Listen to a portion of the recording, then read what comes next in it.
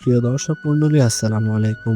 তাসলিম সরাসরি পক্ষ থেকে আপনাদের সকলকে জানাই আন্তরিক শুভেচ্ছা ও অভিনন্দন। সুপ্রিয় দর্শক মন্ডলী, খুবই অল্প সময়ে আপনারা যারা গুলশা মাছ চাষের মাধ্যমে নিজের ভাগ্যের পরিবর্তন করতে যাচ্ছেন, এই ভিডিওটি আপনার জন্য।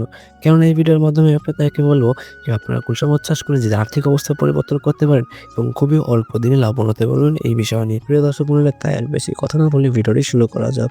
সুপ্রিয় দর্শক মন্ডলী, আপনারা যারা গুলশা মাছ চাষ করতে যাচ্ছেন তারা আমাদের স্ক্রিনে দেওয়া নম্বরে যোগাযোগ করতে পারেন অথবা আমাদের হ্যাচারিতে সরাসরি এসে দেখে শুনে পড়ে নিতে পারেন। সুপ্রিয় দর্শক মণ্ডলী, গুলশা মাছ চাষ করার জন্য আপনাদেরকে বেশ কিছু ধাপ অবলম্বন করতে হবে। ধাপগুলোর মধ্যে প্রথমে হচ্ছে পুকুর প্রস্তুতি। পুকুর প্রস্তুতির জন্য আপনাদের সাধারণত মাঝারি সাইজের একটি পুকুর বেছে নিতে হবে। যে পুকুরটিতে হবে মাঝারি সাইজের এবং সেই পুকুরে কাদা না থাকে এদিকে খেয়াল রাখতে হবে। সেই পুকুরটি যেন বেশি গভীর না হয় এদিকেও খেয়াল রাখতে হবে। সুপ্রিয় দর্শক মন্ডলী, এরপর যে ধাপটি আছে সেটি হচ্ছে পুনঃপ্রস্তুত। স্ক্রিনে আমাদের নাম্বার দেওয়া রয়েছে এবং ডেসক্রিপশনে আমার ঠিকানা দেওয়া রয়েছে। আপনারা চাইলে আমাদের সঙ্গে যোগাযোগ করতে পারেন অথবা আমাদের হ্যাচারিতে এসে দেখে সরাসরি পুনঃ নিতে পারেন। সুপ্রিয় দর্শক মন্ডলী, এরপরে ধাপটি সেটি হচ্ছে খাদ্য মজুদ।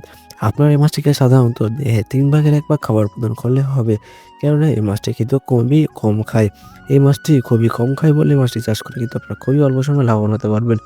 আজ এই পর্যন্ত, দেখা হবে অন্য কোনো ভিডিওতে। সুস্থ থাকুন, ভালো থাকুন। ধন্যবাদ।